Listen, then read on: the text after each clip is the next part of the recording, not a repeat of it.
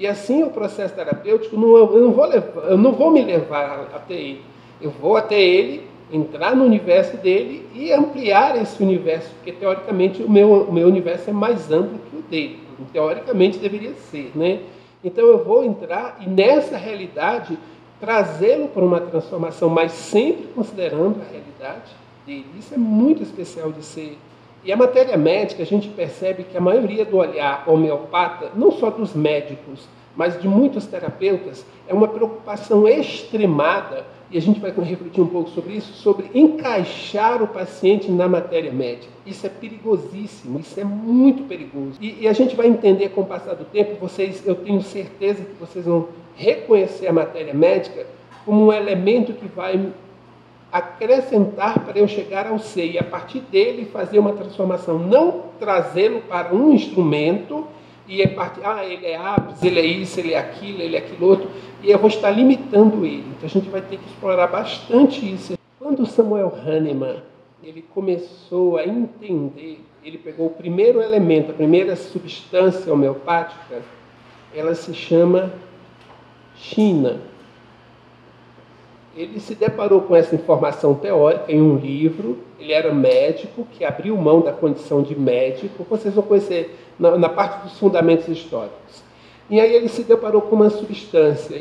China, ele começou a trabalhar essa substância, ele começou a desenvolvê-la. Não existia homeopatia. E ele, cara, como é que é isso? Como é que é isso? Ele foi lá, fuçando. E quando ele chegou e esmiuçou essa substância, ele pegou essa substância e colocou num determinado lugar. Juntou todas as informações que ele conseguiu nesse lugar. Esse lugar ele chamou de matéria médica homeopática. E aí ele começou a estudar outra substância, e quando ele estudou a substância ao máximo, que ele conheceu ao máximo, ele pegou ela e colocou lá dentro da matéria médica homeopática. Então, quando você toma um medicamento, esse medicamento ele faz parte de uma matéria médica. Foi estudado o mínimo possível. Como que ia ser feito? Samuel Hahnemann, ele tinha 9 filhos, 11 filhos, né? E ele tinha amigos, e ele, experimenta isso aqui. E as pessoas iam experimentando, e ele ia pegando aquela informação e reunindo.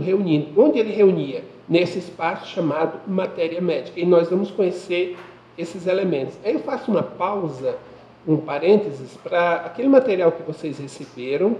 Lá tem a norma técnica, tem a base legal de onde nós podemos trabalhar. Lá tem a relação da matéria médica, dos medicamentos que nós não podemos usar, só médicos, e tem os outros 1000 e tantos medicamentos que a gente pode trabalhar.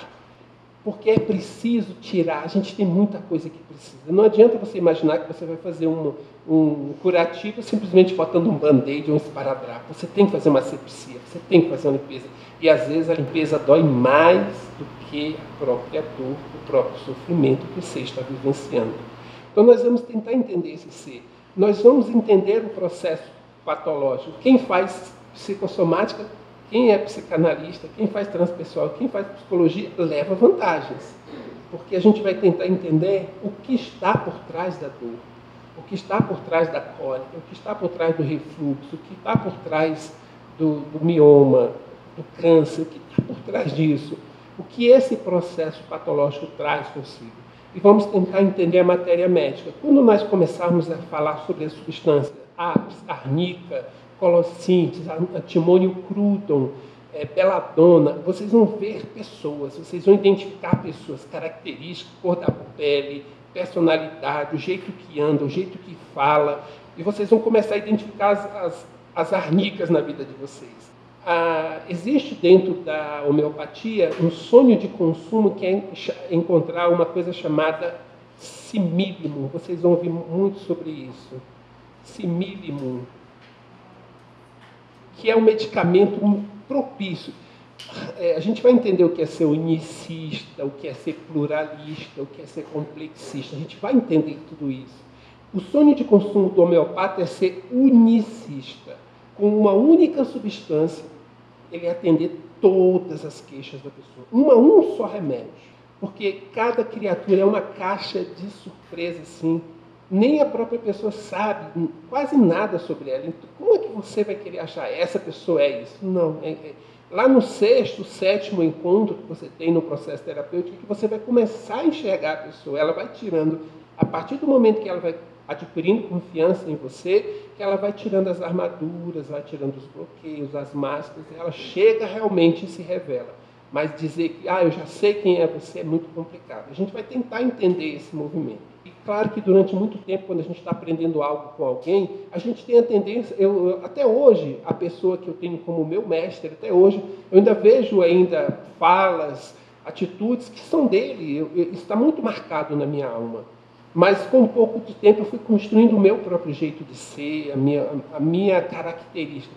Esses princípios aristotélicos que eu já falei com vocês, isso aqui vai fazer parte. Isso aqui vai acompanhar a gente o tempo inteiro. O tempo inteiro. Essas questões eu tenho que estar o tempo inteiro perguntando aos pacientes. O tempo inteiro eu tenho que estar questionando o processo patológico. Mas eu estou com uma dor de cabeça. Como que é isso? Como que ela vem? É no alto da cabeça, é na frente, é na testa?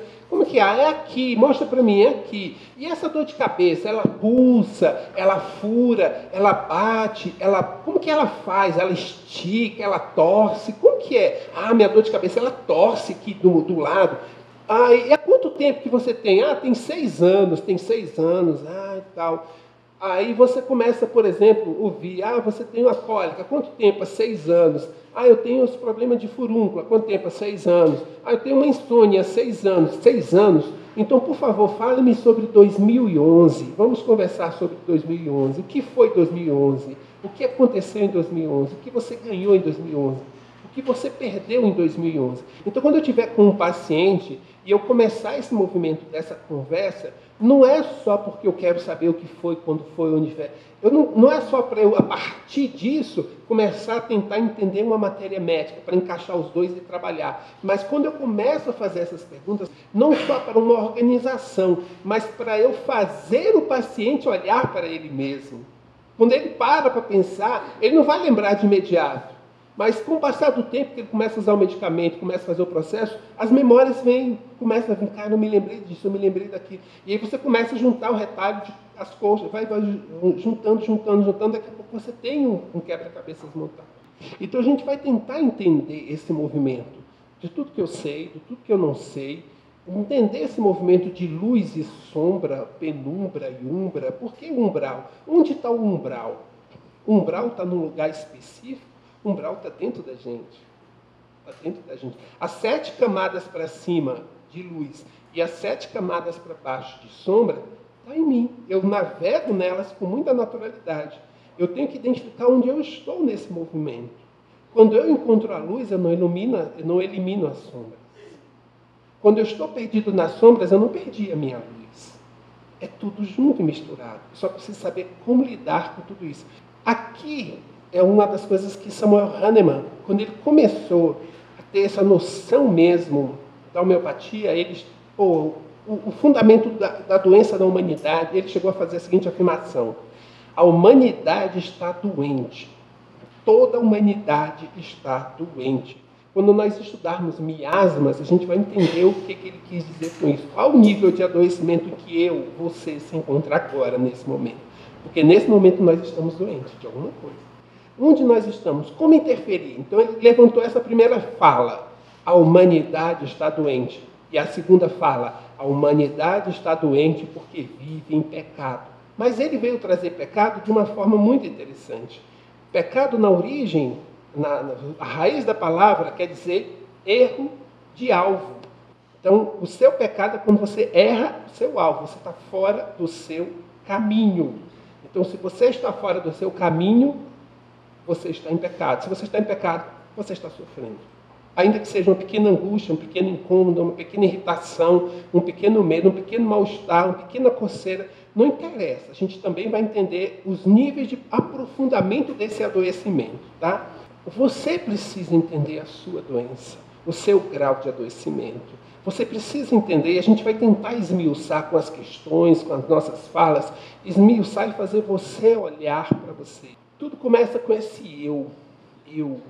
Dizem que tem 2 perguntas que a gente precisa responder. Quem é você e o que você está fazendo aqui? Se você responder essas 2 perguntas, você ganha a sua encarnação. É fácil. Quem é você? O que você está fazendo aqui? E outros dizem o seguinte, que você tem 2 momentos especiais na sua caminhada. O dia que você nasce e o dia que você descobre por que você nasceu. Cara, que legal, por que eu nasci? Eu descobri por que eu nasci. Eu estou aqui diante de vocês e é para isso que eu nasci. Eu estou aqui. Fora desse lugar eu estaria em pecado. Fora desse lugar eu me adoeceria. Eu estou aqui. É isso que eu estou fazendo aqui. O que você gosta desse eu? O que te incomoda nesse eu? Você assume? Como é que os outros te percebem? E que imagem você passa, consciente ou inconscientemente? Eu sou o esteio da minha família. Eu sou a vida mestra da minha família. Quem construiu aquela imagem? Na minha família todo mundo vem me procurar para desabafar. Quem construiu essa imagem? Quem estabeleceu essa imagem? O que nós estamos fazendo aqui? E como alcançar nossos objetivos? Então, é coisa fácil, né? Fácil, né? Não dá nem graça da gente estar aqui estudando, tão fácil que é, né? Quem é você? Você consegue definir você com uma palavra? Você sabe qual é a sua essência? Qual é a sua essência? Essência. Um dos conceitos mais especiais da filosofia. Essência. Qual é a sua essência? Deixa eu só explicar então rapidamente o que é essência. Se eu fosse falar numa linguagem filosófica, seria mais ou menos o seguinte. A essência é o que faz com que uma coisa seja ela e não outra coisa. É isso, né? Então, tudo aquilo que deixa de fazer com que ela seja ela passa a ser outra coisa que ela não é essência. Eu vou dar um exemplo básico, que eu gosto de dar sempre. Alguém tem um relógio aí que possa me emprestar? Aqui. Eu gosto desse exemplo da essência do relógio, é o que eu mais gosto. Eu tenho um relógio. Eu vou com vocês aqui construir a essência do relógio. Qual é a essência do relógio? A essência é aquilo que eu não posso tirar dele. O resto tudo é acessório. A essência é a única coisa que eu não posso tirar. Eu posso ter um relógio sem pulseira? Eu posso ter um relógio sem vidro? Eu posso ter um relógio sem ponteiro? Eu posso ter um relógio sem bateria? Eu posso ter um relógio sem corda? Eu posso ter um relógio sem números? Qual é a única coisa que eu não posso tirar do relógio? A hora, o tempo. A essência eu não vejo, mas está aqui. Se eu tirar a hora daqui, ele passa a ser uma pulseira, um enfeite, uma coisa qualquer. Mas se eu tirar a essência daquilo, ele passa a ser outra coisa. Essência é o que faz com que ele seja ele e não outra coisa. Qual é a sua essência? O que faz com que você seja você e não outra pessoa? O que se tirar de você, você deixa de existir, passa a ser outra coisa qualquer, que não seja você? Qual é a sua essência? Ou, em outras palavras, quem é você? Na homeopatia a gente vai falar sobre energia vital. Há uma energia vital que quando eu tomo uma substância homeopática, a energia da substância vai ativar a minha energia vital e a minha energia vital é que faz todo um movimento de equilíbrio. É energia por energia. A cada 8 anos, tudo está se renovando. Mudanças, eu gosto dessa imagem. O corpo, então, com o tempo, ele é um novo corpo. Então, se você pegar sua foto a cada 5 anos e colocar assim, caramba, quanta coisa está mudando, mas o que está ficando? Tem alguma coisa que permanece? O que fica? Eu estou mudando, eu deixo de ser eu, mudei de cidade, mudei de casa, mudei de sexo, mudei de time, eu deixo de ser eu deixo. Qual é a essência daquela criatura que está ali diante de mim? Essa é a primeira coisa do processo terapêutico que nós vamos tentar construir com vocês. Eu tenho que saber quem está ali. Eu não tenho que saber o que ele está sentindo, o que ele está perdendo, o que ele está sofrendo. Eu tenho que saber quem está aqui. E eu tenho que saber para quê? Não é só para achar um remédio ou para uma interferência terapêutica. Eu tenho que saber para devolvê-lo a ele. Para devolver. No final do processo terapêutico, ele tem que ir não com uma receita, ele tem que ir com ele. Porque ele é a única pessoa que está 24 horas com ele. Ele é a única pessoa que sabe da intimidade dele. Agora, só que esse movimento, ao mesmo tempo que permanece, isso muda. Dizem que a única coisa que não muda é a vontade de mudar. Mas o resto tudo está mudando. Quando eu deito e quando eu acordo no outro dia, eu já não sou o mesmo. Eu já sou outra pessoa. E aí, como acompanhar essa mudança? Como lidar com isso, né? O corpo físico não causa. O corpo físico só responde. Se eu me ocupar com ele, eu não dou vou a lugar nenhum, eu não vou a lugar nenhum. Eu tenho que olhar para ele, mas eu tenho que ir adiante. Tem uma oração, que eu não sei exatamente se ela é espírita, ou evangélica, ou católica, que diz assim, um trecho dela: Senhor, que eu possa ter os seus olhos e ver a criatura além das aparências. Tem um trechozinho dessa oração. A oração da manhã, né? É isso mesmo, Maria. Então, assim, eu tenho que olhar além. O que está acontecendo? Não é um câncer, não é um diabetes, não é uma arteriosclerose, não é um processo de insuficiência hormonal. O que está por trás disso aqui? Eu tenho que ter esse olhar. E aí entram os tais dos rótulos que a gente vai. A gente dá isso, né? Quando você fala do seu nome, quando você fala da sua profissão, dos seus gostos, eu gosto disso, não gosto daquilo, eu sou bom nisso. Quando você está falando de tudo isso aqui, eu tenho uma notícia estranha para dizer para vocês. Você não está falando de você. Você não está falando da sua essência. Você não está falando da sua essência. São caminhos para você chegar lá. Mas o que você gosta não é o que faz você, porque você pode mudar. Eu gostava disso, mas eu não gosto mais. Eu tinha essa aparência, agora eu tenho essa outra aparência. Eu mudei meu nome, casei, mudei meu nome. Enfim, eu tenho situações em que a pessoa ela está fazendo um processo terapêutico e ela descobre, ela era jogadora de futebol e ela estava num potencial de crescimento, aí quebrou, estourou o joelho. E aí a vida dela desandou, mas desandou totalmente. Mas não foi só por conta de ela não poder seguir a carreira. Foi por ela ter colocado no ato de jogar futebol toda a sua essência, todas as suas vidas, todos os seus sonhos. E aí quantos de nós não estamos pegando tudo que nós acreditamos e colocando só naquele lugar? E se aquele lugar for quebrado, retirado, o que acontece? A gente se perde, a gente deixa de existir. Porque muita gente deixa de existir porque sai do casamento, porque perde o emprego, porque aposenta. Muita gente deixa de existir porque engorda alguns quilinhos, porque o cabelo está diferente. Deixa de existir porque ela se identifica tanto com aquilo que aquilo é a sua essência. E ela se perde. E eu tenho que conduzir a pessoa a ir além daquilo, a enxergar o que está além disso. Aí eu vou começar a lidar com o ser. Eu vou tirando as coisinhas, vou tirando. Opa, está aqui o ser. O que sobrou desse ser? É isso que eu tenho que entregar para o meu paciente, o meu cliente, né? O mais importante é você dar espaço para quem está diante de você tenha a oportunidade de se manifestar, ainda que ele não tenha noção do que ele está fazendo ou falando. É incrível como nós não percebemos a nós mesmos. Nós entramos dentro de chavões, dentro de jargões, dentro de clichês, dentro de padrões. A gente entra ali por comodidade, por medo, sabe, uma série de questões. Mas o mais difícil é você encontrar nesse oceano o indivíduo, tirá-lo desse oceano, colocar diante de você e começar a tratar esse indivíduo. Uma das propostas da homeopatia é trabalhar a individualidade. Eu me encanto com a homeopatia por vários motivos. E tem um detalhe que é tão simples, mas que me apaixona, é quando eu chego numa farmácia e eu vou pegar um remédio que me foi passado. Né? Aí eu vou lá e pegar o remédio, e aí, lá no rótulo, está escrito o meu nome. Eu acho isso muito legal, né? Aquele remédio é meu, foi feito para mim. Então, assim, ele vai me ajudar, e se me ajudar e o outro disser, cara, eu também tenho o mesmo problema, acho que eu vou tomar o seu remédio. Não pode, esse aqui é meu. Esse aqui é só meu. Então, qual é o grande desafio da homeopatia? Encontrar essa individualidade, encontrar esse eu. É um exercício, esse movimento de entender o processo patológico e buscar substâncias melhores para interferir. Mas o grande desafio é pegar a bagagem que você já tem da própria vida e do processo de experiência profissional que você já carrega para a gente encontrar um ser que está diante de nós.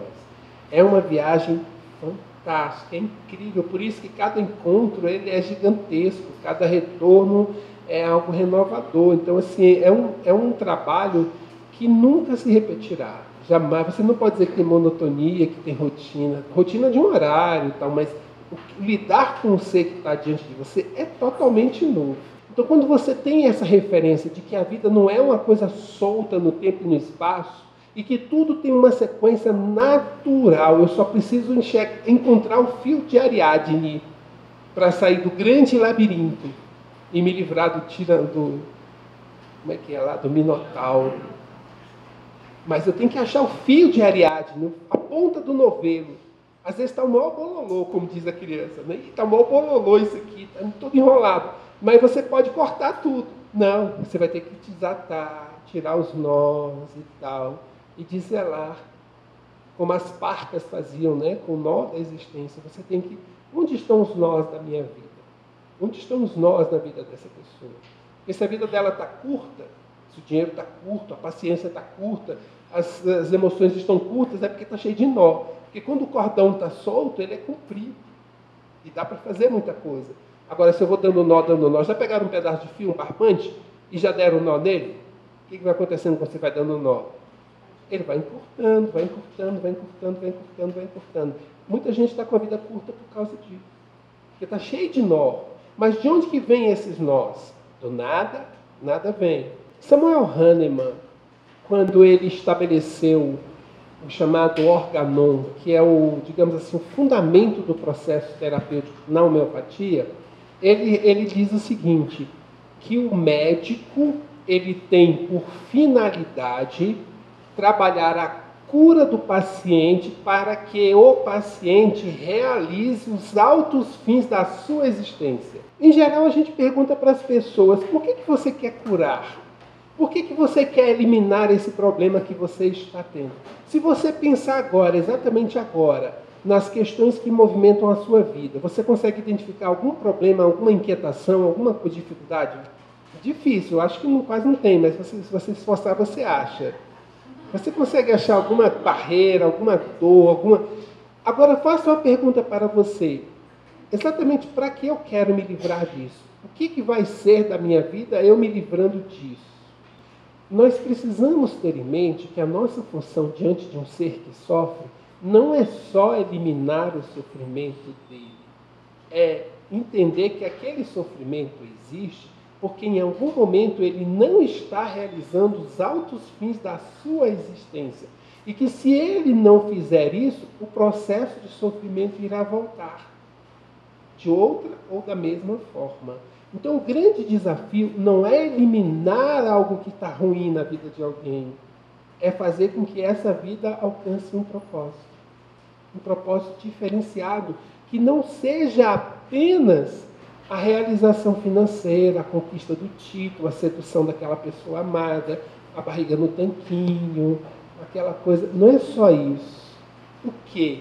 E aí você parando nesse exato instante, eu vou trazer mais uma pergunta. Qual é o seu alto fim existencial? Você tem noção exatamente qual é o seu? É cuidar dos seus filhos, cuidar do marido, cuidar do trabalho, aposentar, trabalhar no centro? Qual é o seu alto fim? Conhecer a Grécia, conhecer o Louvre? Qual é o seu alto fim existencial? Ou primária, e nós temos a angústia secundária. A angústia secundária tem a ver com o que falta, o que você não comprou, a viagem. A angústia secundária tem a ver com as coisas que você consegue enumerar. Tudo que você consegue enumerar enquanto ser existente, todas as angústias que você coloca e consegue chegar a uma raiz dela, dar um nome, ela está encaixada aqui. Agora vai chegar um momento, quando você começa a descascar essa cebola, que você vai sair daqui. Você vai saber que você está angustiado, mas você não tem noção por que está angustiado. Aí você caiu na primeira. E falar nisso, você tem um hábito de levar você para um chá, para um chopp, para um suco. Você sai com você. Qual foi a última vez que você saiu sozinho com você, sem pensar em filho, marido, esposa, em patrão? Sair você, olhar um cinema, olhar a vitrine, deitar no parque, ler um livro. Você com a sua companhia. Sentir você. O padrão energético ele não surge do nada. Ele é alimentado por um pensar. Se eu penso muito nesse objeto, eu penso tanto nesse objeto, tanto, que ele adquire uma vida limitada, mas adquire. Aí ele passa a ter uma pequena autonomia e ele passa a me influenciar para que eu continue pensando nele, para que ele continue existindo. E ele cria toda uma estrutura que eu sei que eu não quero, mas ele existe, é um padrão energético tão forte que eu não consigo me livrar. Então tem pessoas que estão sendo verdadeiramente honestas. Eu quero, mas eu não estou conseguindo. O que eu faço? Esse padrão tem que ser desfeito. A homeopatia faz isso. Os florais de bar fazem isso. A acupuntura faz isso. O reiki faz isso. As barras de access fazem isso. Eu só tenho que acessar. Não adianta só lidar com a consciência. Eu tenho que fazer o ser falar. Eu tenho que fazer o ser se ouvir. Mas tem hora que eu tenho que fazer com que ele fique quieto. Cale a boca. E eu entro com um padrão energético. Energia pura. E eu vou saber com o meu reiki, com o meu jorei, com o meu passe. Eu vou saber atuar dentro desse padrão. Ali não tem mais um ser que pensa, que sente, não. É energia que tem que ser dissipada, transmutada, transformada, eliminada. Não é mais a minha vontade. Então é uma coisa que está ali, que existe. E que precisa ser alcançada. Agora, se eu vou num lugar, só faço isso, sem trabalhar essa consciência, aí eu estou longe, eu estou absurdamente longe de um processo de equilíbrio. Vamos entender a consciência como um registro pleno. Esse registro pleno exige uma percepção plena. E uma percepção plena exige uma atenção plena. Eu não estou aqui só meu corpo conversando com vocês. Eu estou aqui, meu coração, minha alma está aqui com vocês. Então, quando você está diante de alguém, quando você está fazendo um arroz, quando você está colocando um shampoo no seu cabelo, quando você está fazendo a sua unha, quando você está dando um beijo na pessoa amada, você está ali em plenitude? Você está ali consciente, vivendo aquilo? Esse é o passo que você dá para alcançar os seus porões mais profundos. Para eu chegar no mais profundo do meu ser, o primeiro passo é eu diante do eu agora. Do pouco que eu sei, do pouco que eu sinto, eu estar comigo. Nossa, estou percebendo que eu preciso mudar esse shampoo, não está bom, não estou gostando olhando no shampoo. Nossa, essa escova de dentes não está estranho, esse sapato está apertando. Eu estar ali prestando atenção, está na hora de mudar a cor desse sofá. Essa mesa não está combinando aqui. Eu estou pleno. Ah, mas eu estou aqui numa busca espiritual, numa evolução espiritual. Eu tenho que buscar a transcendência. Sim, mas você ainda está na matéria. Então, cuide da matéria.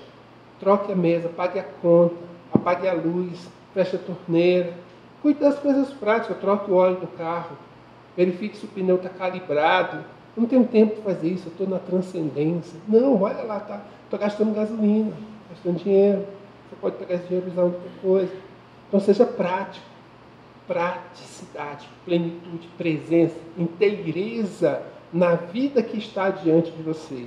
Por mais que eu tenha milhares de vidas passadas, por mais que eu tenha infinitas possibilidades de existência futura, nada disso existe mais.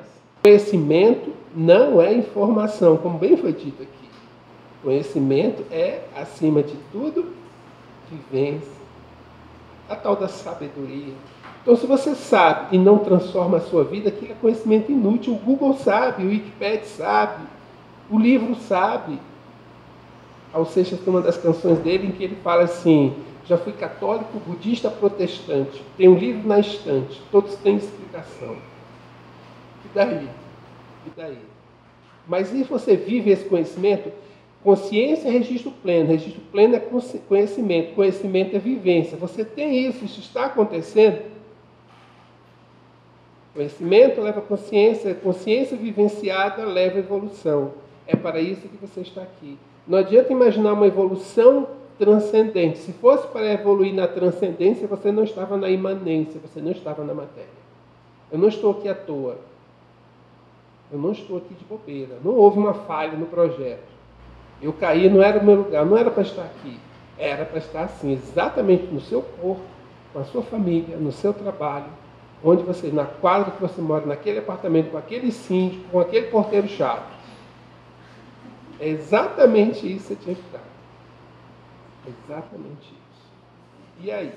É isso, ligar isso, absorver isso, vivenciar isso. E aí uma palavra que eu quero que vocês reflitam bastante. e avalie o quanto está acontecendo na vida de cada um de vocês. Saúde. É degustar. Você está degustando a sua vida? Eu tenho um fato de uma pessoa que chegou e disse: cara, eu vivi uma experiência muito louca.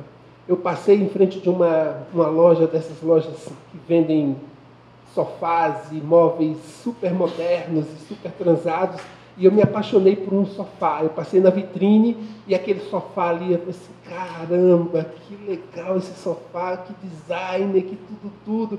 Entrei na loja, sentei no sofá e falei: meu Deus, eu sentei naquele, ela falando, eu sentei naquele sofá, eu me senti na plenitude, eu estava no nirvana, assim, meu Deus. Eu virei para o povo: quanto que é esse sofá? Perguntei para o vendedor. E quando ele falou aquele preço, deu vontade de eu pular do sofá para não estragar o sofá, senão eu ia ter que pagar o sofá. Sério, é assim, é sério. Aí eu olhei para o sofá, ela contando. Aí eu olhei para o sofá e disse: não, você vai ser meu. Eu volto. E ela foi, trabalhou para caramba. 6 meses depois, vim comprar à vista. Porque ela é Arsênio com álcool. Arsênio com álcool só compra coisas à vista. Pá, eu não faço prestação. E ela chegou, ela está aqui, vim comprar, ainda ganho desconto. Pá, levou o sofá para casa. Mas isso não é o lance da história. O grande lance é que depois ela conta que ela ficou 1 ano e não sentou nenhuma vez nesse sofá. O que a gente não está fazendo? Quantos sofás a gente não está fazendo? E a gente não está degustando. A gente não degusta. Cara, esse sapato é tudo de bom. Nossa, essa bolsa. Nossa, isso. E aí? Nossa, eu não posso ficar sem esse livro. Caramba, esse livro não. Está lá o livro. Nunca abri o livro, está lá. Está dentro do plástico ainda. Está lá. E ela: nossa, o livro que eu estava procurando um tempão esse livro. Caramba, que bom que editaram de novo. Tá, que legal, vou lá e compro. Menino, pego o livro, chego em casa, boto o livro lá. Está lá o livro. Está lá o livro, do jeitinho. Tá. E aí? Aí as grandes falas dos mestres, né? Conhece-te. Onde estão as tuas angústias, as tuas faltas? Onde estão os teus transtornos? Ah, mas foi minha mãe, foi meu pai, foi meu avô, foi o Temer. Não. Esquece. Você. O tempo inteiro você vai ter que estar chamando a pessoa a estar diante dela. Estar em um determinado nível ou condição existencial e não ter consciência disso é apenas estar, é ter um título.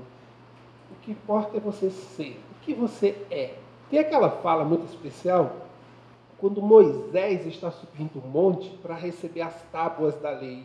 E ele se depara com a sarça ardendo. E diante da sarça ardendo, ele se envolve com uma profunda êxtase, um profundo êxtase. E aí ele pergunta: quem é você? E a fala, no primeiro momento, é: eu sou teu Deus, de Isaac, Jacó e Abraão. Mas ele estava tão encantado, ele estava tão em êxtase, mas quem é você? Como se aquela resposta não tivesse sentido nenhum. E aí vem a resposta. Essa é a resposta.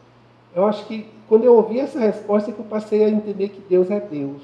A profundidade de Deus nessa simples resposta: quem é você? E ele responde: eu sou aquele que é. Isso é desconcertante. Isso eu não sou o que eu tenho, eu não sou o que eu faço, eu não sou o que eu perdi, eu não sou o que eu ganhei. Eu sou o que eu sou. Sou aquele que é. Isso implica que você está presente. Eu não sou o que fui. Eu não sou o que serei. Eu não sou os outros. Eu sou aquele que é. Toda vez que você falar isso, certa feita eu passei em frente a uma igreja evangélica e eu li uma frase escrita em cima. A primeira vez que eu li aquela frase, é uma frase bíblica, eu não sabia na época, e eu li aquela frase e eu fiquei muito irritado com aquela frase. Pô, mas que idiotice escrever isso. A frase é assim: até aqui nos tem ajudado o Senhor. Já ouviram essa frase? No começo eu achei: caramba, que coisa idiota. Depois eu vi a profundidade disso. Porque toda vez que eu falo, ela se renova. Exatamente agora, passado 10 anos que eu li, é como se eu tivesse... Até aqui tem nos ajudado, Senhor.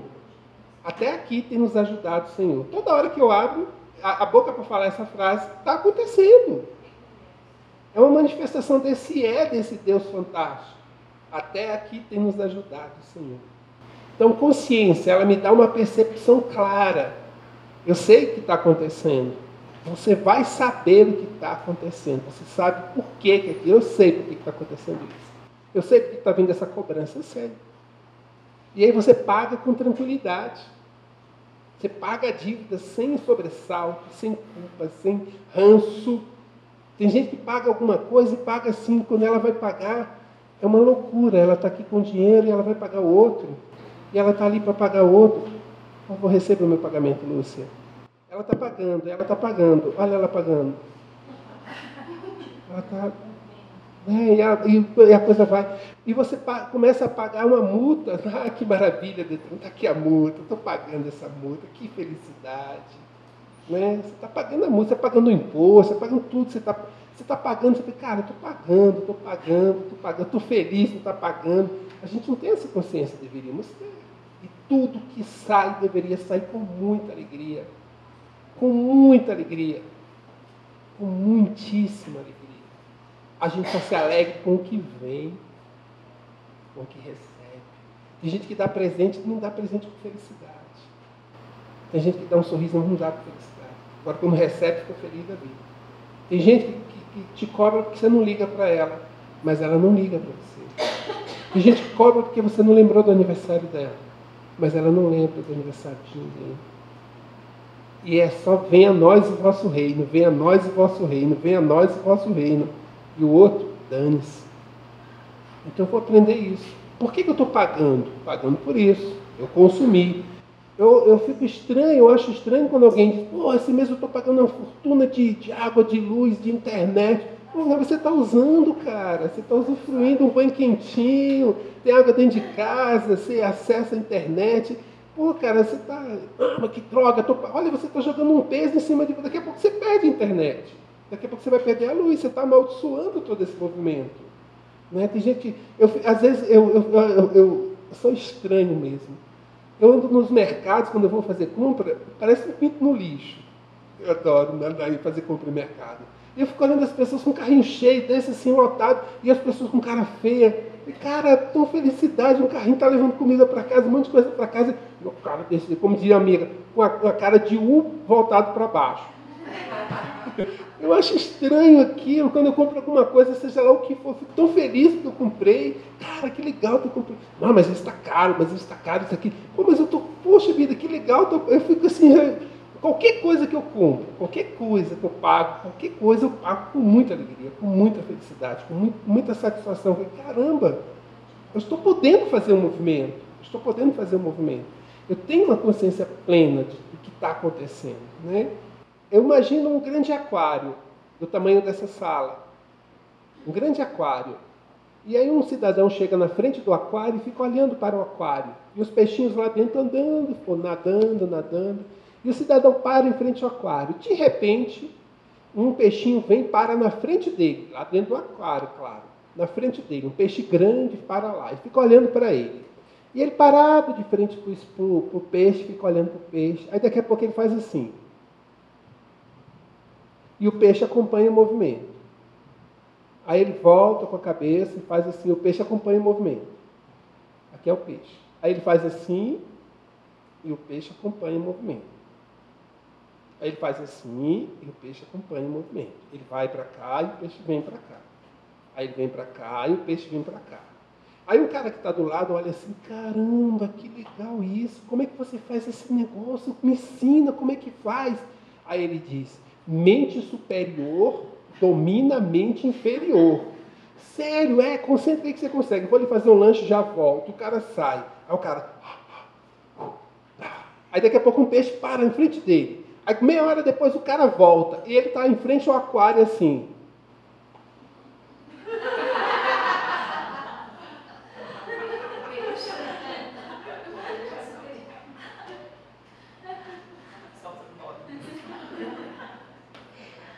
Você pensa, você domina a sua mente.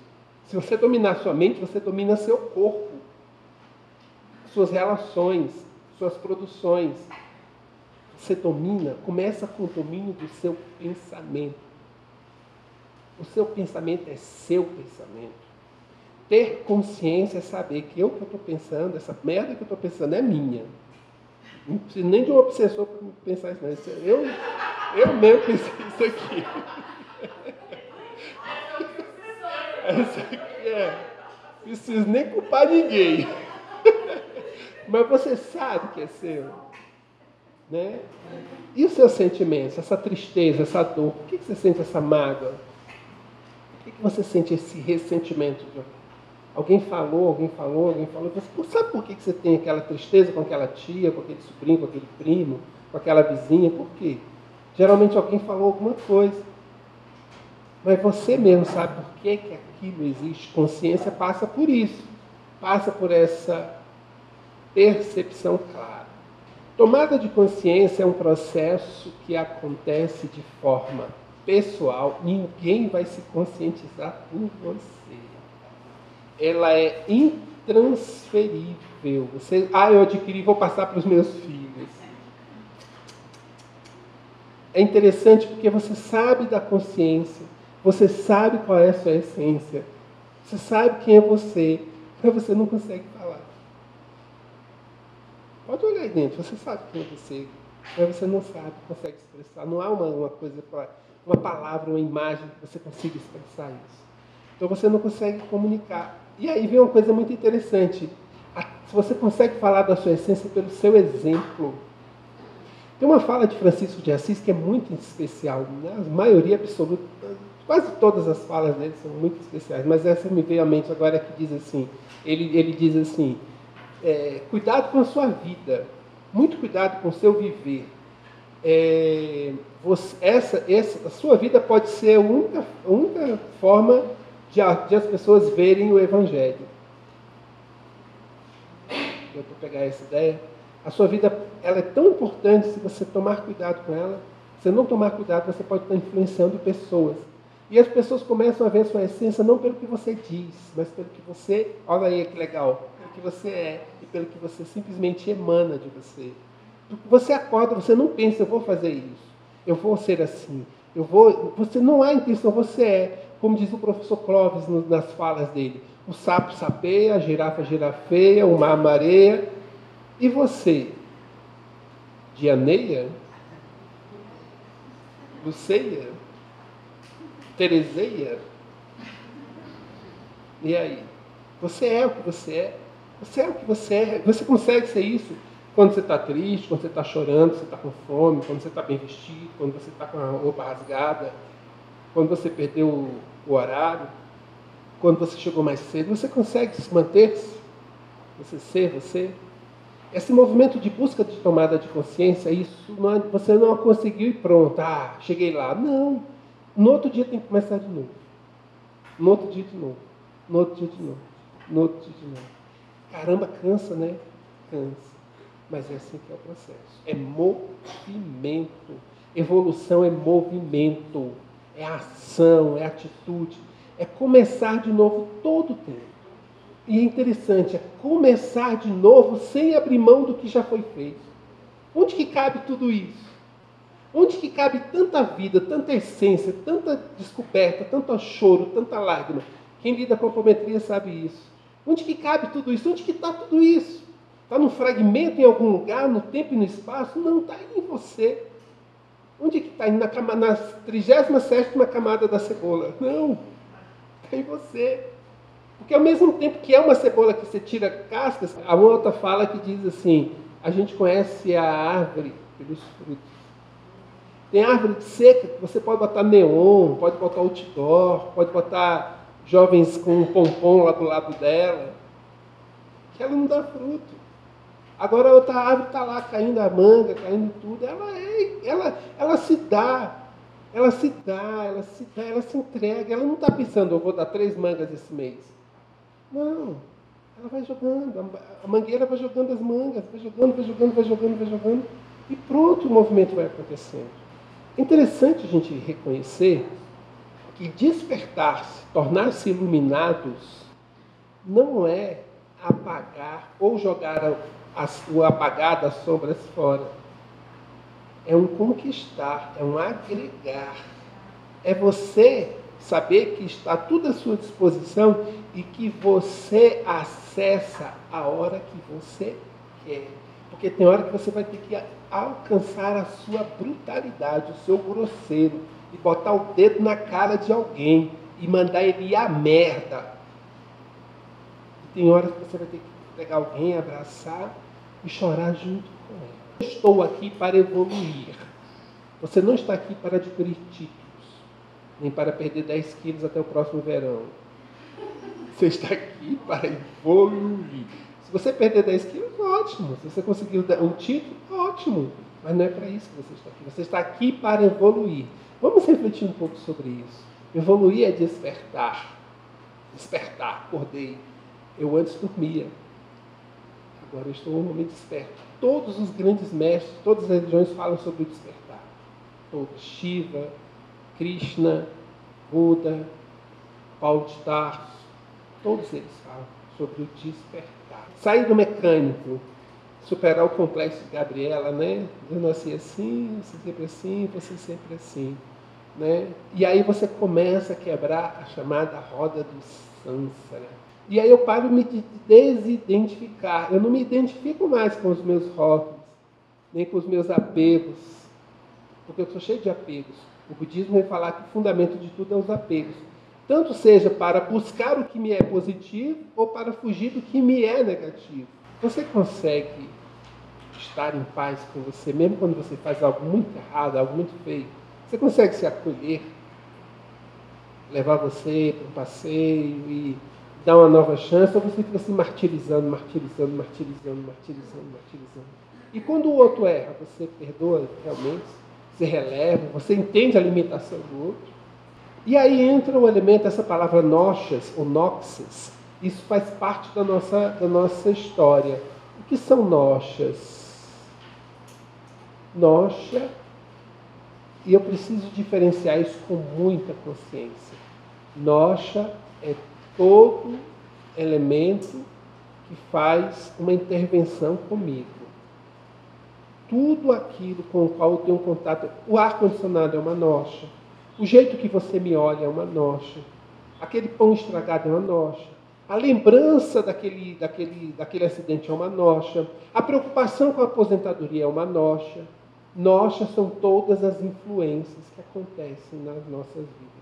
A medicina oficial responsabiliza as noxas pelas nossas situações doentias. Então, você está doente por um vírus, é virose. Você está doente por causa de uma bactéria. Você está assim por causa daquilo. Então, a decepção que você teve, a tristeza que você teve, a perda que você teve é uma noxa, mas não é isso que está causando o seu desequilíbrio. A traição que alguém fez é uma noxa, mas não é isso que está causando a sua dor. É a forma como você está lidando com aquilo que faz a diferença. Você vai entender noxa como sintomas, como alimentos. Ah, isso aqui é por causa daquela maçã, isso aqui é por causa daquela radiação. Eu fiquei muito tempo no sol. Ah, eu fiquei muito tempo em pé. Ah, fulano gritou comigo. Ah, fulano não pagou o que me devia. Ah, eu tomei muito remédio quando eu era criança. Isso tudo é noxa. Agora, você não está doente por causa disso.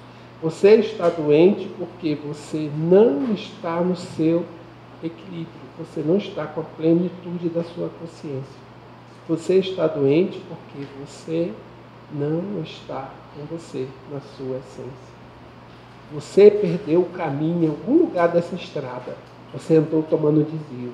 Esse é o fundamento. Então, se eu tomar um remédio para aquilo, o laxante, o antitérmico, o antidepressivo, o ansiolítico, o antibiótico, se eu tomar isso, eu estou eliminando esses elementos que se manifestam como transmissores de um recado. É como se eu espancar o carteiro por uma carta de cobrança. É a mesma coisa. Eu não pago a dívida, o cara vem me trazer a carta de cobrança e eu bato na cara dele. Ah, tudo aconteceu porque ela me traiu, porque ele me traiu. Tudo aconteceu. Não, e o que está por trás disso? Como que esse processo começou? Como que vocês se encontraram? Que tipo de relação vocês construíram? Então, eu preciso, para despertar minha consciência, saber que as noxas, tudo aquilo que entra, não é o que me atrapalha. O que faz mal não é o que entra na boca do homem. Já ouviram isso também, né? Agora, como isso que sai, isso também é um problema. Estou com coriza, estou com catarro, estou com corrimento, estou com diarreia, estou com vômito, eu estou com transpiração, estou com caspa, estou com seborreia. Isso é um problema? Aqui outra informação para vocês registrarem com muita intensidade. O corpo, quando age, quando ele está em movimento, ele está se libertando de questões mais profundas. Tudo que faz é o que a gente chama na homeopatia de exoneração. O corpo. Então, quando você está espirrando muito, quando você está chorando muito, quando você está gritando muito, quando você está fazendo muito cocô, muito vômitos, você está exonerando. Exonerar não é problema. Ter coceira, ter caspa, ter seborreia, ter cólica, ter fazer mais xixi, a menstruação vindo um fluxo mais intenso. Começou um processo terapêutico, o corpo começou a botar para fora, isso é maravilhoso. Exoneração. Nós temos o que eu aprendi a chamar de oceanos existenciais. Então, muitas pessoas, elas estão envolvidas em determinadas questões na sua vida, por um motivo ou outro, e aquele sentimento, aquela condição existencial é tão intensa que ela se bloqueou, que você não tem acesso aos seus níveis mais profundos de consciência. Ela está, digamos, fechada por aquela raiva, por aquele ciúme, por aquela mágoa, é muito forte. Então, vocês vão perceber que existem medicamentos que são medicamentos chaves para cada uma dessas situações. Então você, de repente, no primeiro momento, vai lidar com muitas pessoas que chegam com muitas culpas, com muito medo. E você começa a trabalhar por um período de tempo aquele medicamento específico com o objetivo de trabalhar aquela questão específica. Quando você percebe que a pessoa superou em parte ou em todo aquela situação, ela começa a expressar mais de si. E é nesse momento que você entra no segundo aspecto, que é individualidade. Então, em geral, a gente corre o risco, num processo terapêutico de homeopatia, de ficar aí 2 ou 3 encontros ainda trabalhando essas questões maiores, para depois que a pessoa estiver com um mínimo de equilíbrio, você começar a cuidar do indivíduo. Então é possível que vocês se acostumem a usar determinados medicamentos, como, por exemplo, acônito, Aques, ciclamen, estafisagria. A gente vai entendendo e conhecendo cada um deles, o que eles tratam de forma mais especial. Para depois, sim, a gente chegar na Maria, no Cláudio, no Pedro, na Simone. Eu costumo dar o seguinte exemplo. Vocês conhecem ali aquele movimento que tem entre a rodoviária e o Conjunto Nacional? Aquele movimento que tem, imagina dezembro, naquele movimento. Aquela muvuca. Aí eu chego e digo assim, Diana, por favor, eu preciso que você entregue esse pincel atômico para uma pessoa ali na rodoviária. Por favor, você leva para mim? Aí você vai olhar para mim assim. Ué, tudo bem, é para entregar para a pessoa, pode chegar para qualquer um. Não, vamos facilitar a sua vida. Eu quero que você entregue para uma mulher. Opa, já aliviou bastante, mas mesmo assim, né? Tem que ser uma mulher que esteja de vestido. Aí você, opa, já adiantou muita coisa. Tem que ser uma mulher que tenha o cabelo preso. Opa, já foi afunilando. Tem que ter óculos. Aí você, opa, já diminui bastante. Tem que se chamar Cláudia. Aí você, opa, já foi... Tem que morar em tal endereço. Aí você vai fechando. À medida que você vai conversando com a pessoa, você vai fazendo esse movimento de individualização. Você vai fazendo todo um movimento de tentar eliminar o que não é essa pessoa, até chegar exatamente e entregar nas mãos dela aqui, ó. Eu tenho uma encomenda para você, um pincel atômico. Você já sabe exatamente em quem você vai chegar. Então, esse é o grande desafio. E a totalidade, nós entendermos que um ser, ele não somente sofre em toda a sua totalidade, mas quando ele é vulnerável em toda a sua totalidade. Se você tem uma unha encravada, ou se você tem uma insônia, ou se você tem uma depressão, ou você tem problemas constantes com cheque especial ou com cartão de crédito, qualquer que seja o problema, financeiro, físico, emocional, psicológico, ele na verdade envolve a sua essência. Tudo você é envolvido. Você não sofre só partes. Quando você tem um problema, toda a sua existência é envolvida nesse problema. Então você tem que ter um olhar para isso. A homeopatia pede então que a gente cuide. Existe um ditado que a gente diz, na homeopatia, menos é mais. Quanto menos matéria e quanto maior o número, 6CH, vocês vão se adaptar a isso, 6CH, 30CH, 200CH, 500CH, 1000CH, 50.000CH. Quando você aumenta o número, você diminui a quantidade de matéria. E quanto menos matéria, mais profundamente você vai atuando. Mais elementos para o campo energético vital poder estar trabalhando.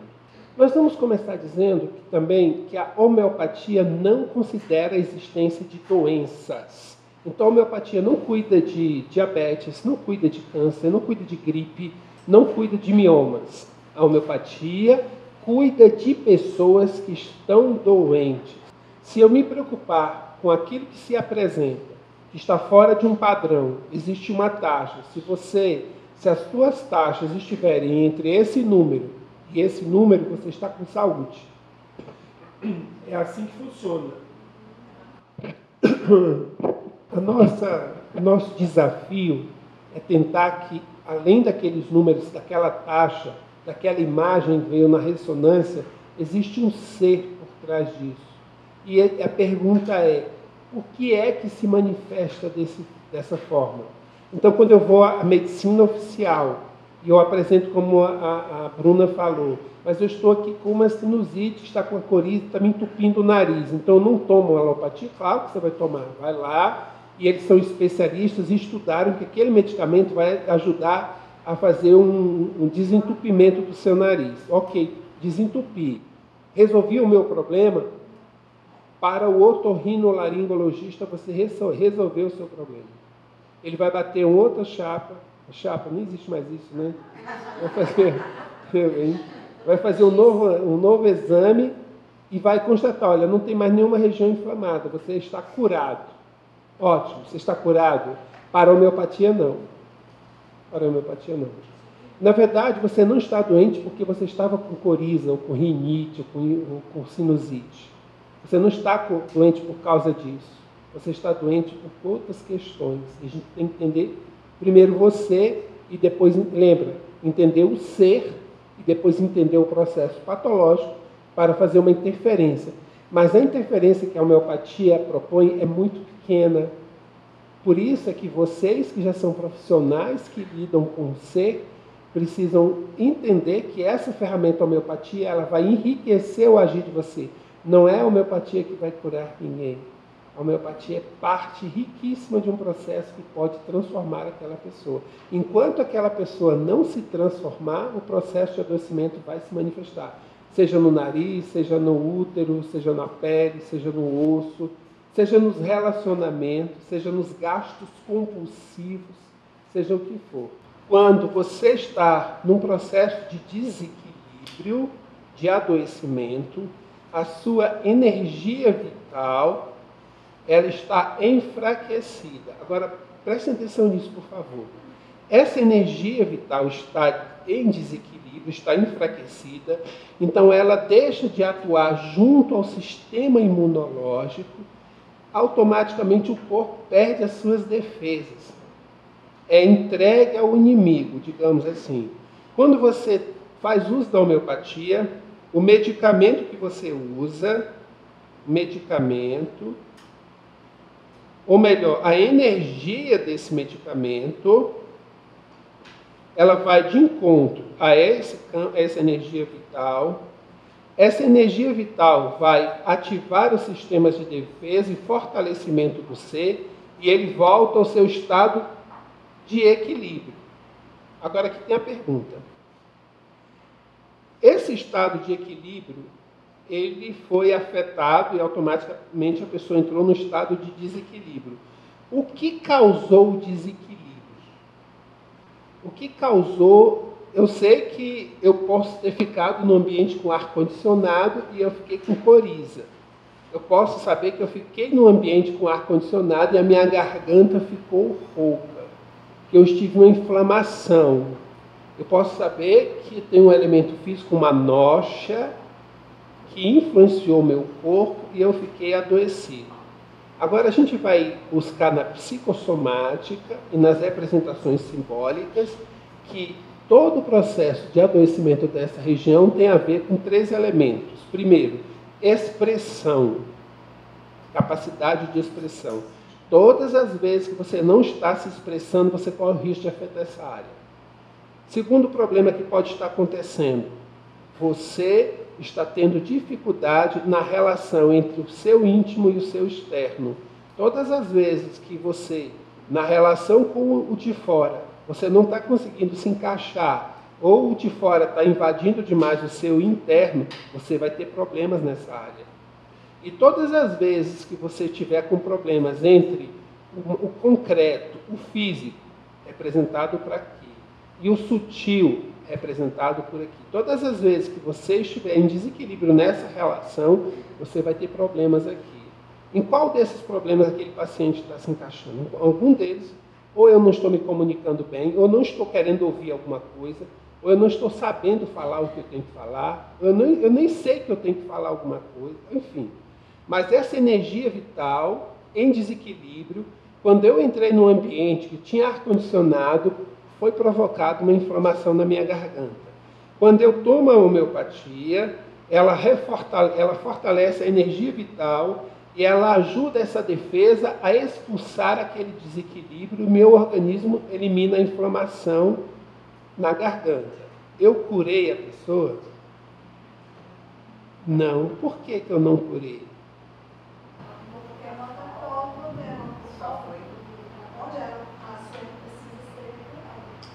Exatamente. Exatamente. O psicológico e o emocional dela. Entende a riqueza de você aliar os conhecimentos psicológicos com a homeopatia? Todas as vezes que você tem contato com uma noxa, então é mais ou menos funciona assim. Eu encontro com o Rubens. Aí eu encontro em algum lugar. Eu nunca vi o Rubens antes. A gente nem sabe da existência de um outro. E aí a gente vai passando num ambiente qualquer aí, e ele vai passando do meu lado, eu viro assim, vou andando e falo para ele assim, cara, tu é muito idiota. Aí ele olha assim para mim, a gente bota cada figura, e vai embora. Ou então eu estou em algum lugar assim, e eu encontro a Tereza e falo assim, também não conheço a Tereza, eu não tenho intimidade com a Tereza, falo assim, nossa, você é muito chata, hein? Você é muito chata. Aí ela olha assim para mim, teoricamente ela, esse cara é louco, não dá bola para isso. E vai continuar a vida dela. Você foi acessado por uma influência, por uma noxa, você conscientemente recebeu a informação, você processou a informação e você eliminou a informação, certo?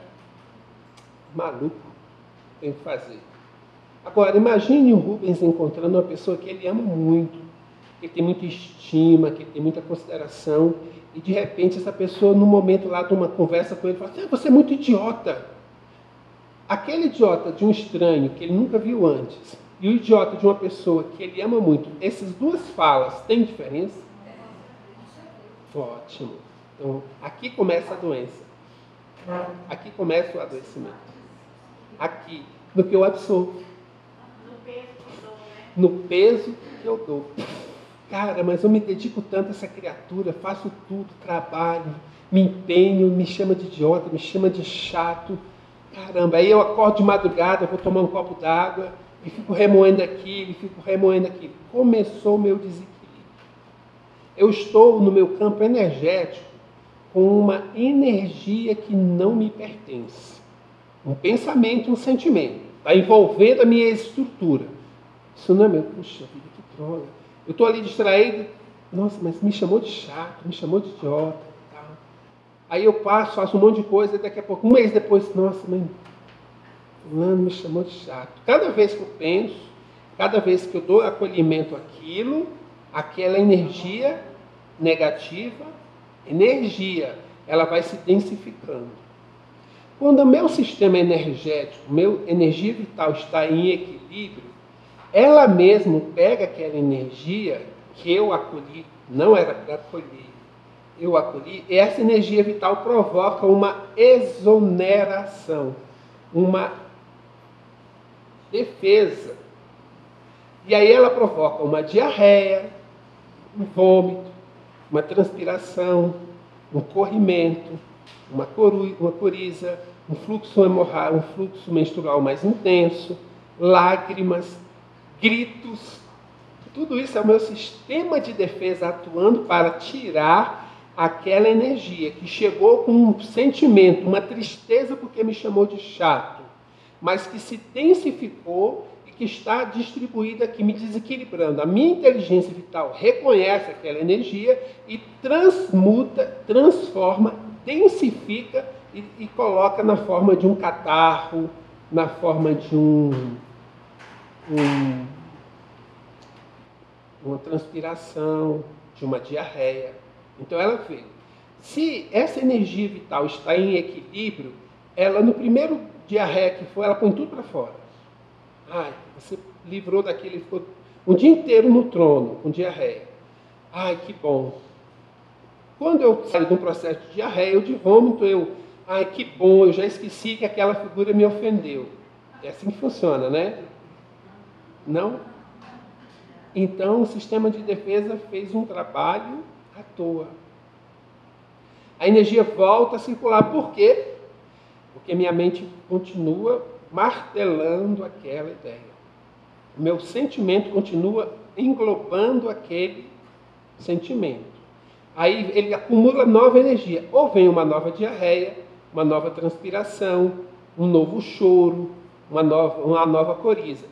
Quando eu uso uma intervenção contrária química, eu bloqueio, a energia vital não tem mais. Eu tomo um medicamento para acabar com a coriza, ou para acabar com a diarreia, ou para acabar com o vômito, ou para a transpiração. Eu não vou transpirar. Aquela energia desequilibrada continua no meu campo vital. Tudo bem?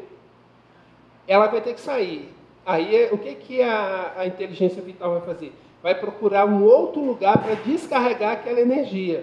Aí muita gente vai dizer, agora você está com um novo problema. Você foi no otorrinolaringologista e ele percebeu que aquela inflamação com aquele pus na garganta foi resolvida e ele vai dizer, você está curado. Mas eu estou sentindo agora muita diarreia. Agora você procura um gastro para cuidar de você. Mas enquanto isso, você fica tomando esse medicamento. Aí você vai no gastro. Estava tendo uma diarreia, você tomou o medicamento, você cortou a diarreia, aí você começou uma transpiração intensa.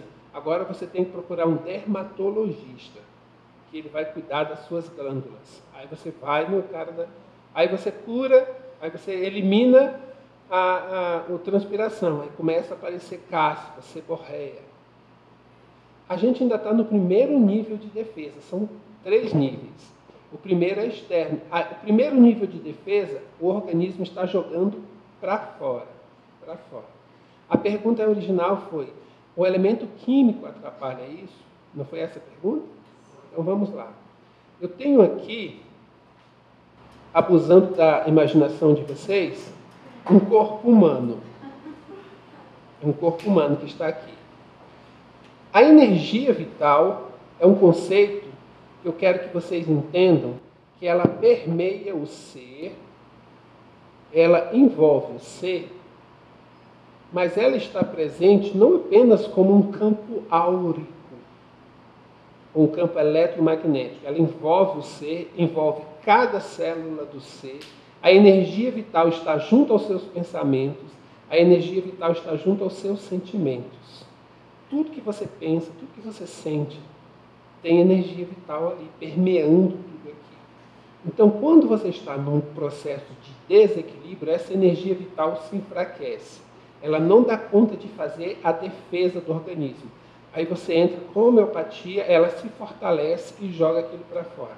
É um padrão de energia que ela está trabalhando. Então, o medicamento A, o medicamento B, o medicamento C, o medicamento homeopático, qualquer que seja, ele tem um chamado padrão vibratório, uma identidade magnética, energética.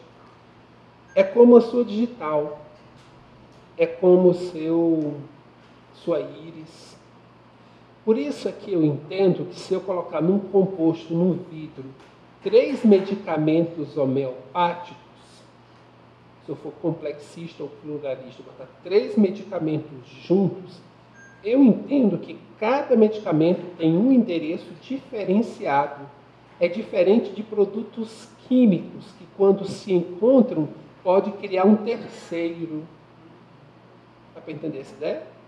Então, o medicamento homeopático, ele mantém a sua identidade.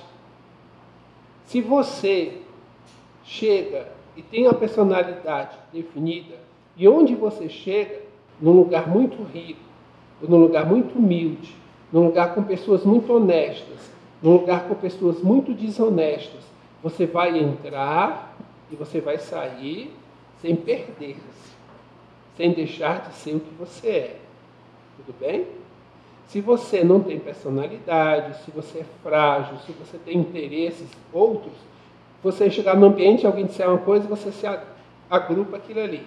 Se tiver outro, fizer o contrário, você se agrupa aquilo ali. A energia vital de cada uma das quase 5.000 substâncias existentes, cada uma delas tem uma identidade. E cada uma delas tem um campo de ação. Quando você usa a homeopatia, ela está trabalhando no campo vital. O campo vital em desequilíbrio é fruto não de uma questão cerebral, mas de uma questão de atitude da pessoa. Então, aquela atitude da pessoa foi construindo-se de tal forma que ela começou a ter furúnculos, cravos, acnes, miomas, pólipos. Então, quando você vai ao médico, você toma um medicamento para o furúnculo, para o acne, para o pólipo.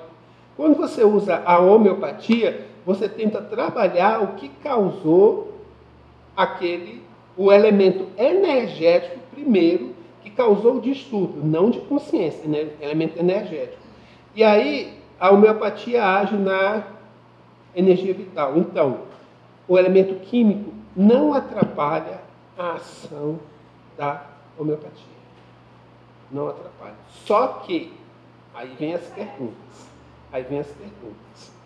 Ele não está trabalhando porque a energia vital não está trabalhando no cérebro. A energia vital do medicamento está trabalhando na energia vital da pessoa e ela está atuando para reverter todos os processos que foram criados por uma mente desequilibrada. E quando você usa a homeopatia, ela começa a defender, jogar para fora. Mas o que ela está jogando fora é o que causou o problema. Foi o fato de o Rubens ou a Teresa ficarem magoados porque eu chamei de chato, idiota. Quem é que vai mudar isso? É uma homeopatia? O fato de ele se incomodar com aquela pessoa amada que disse de repente, você é um chato. O que é que vai curar isso? Ótimo, mas mesmo quando você usa essa assertividade, põe o outro, mesmo quando você consegue, por exemplo, imaginar assim, essa situação, Lúcia, pô, cara, eu amo você, maior carinho por você, mas isso que você fez aqui realmente me chateou, então, por favor, Lúcia, vá à merda.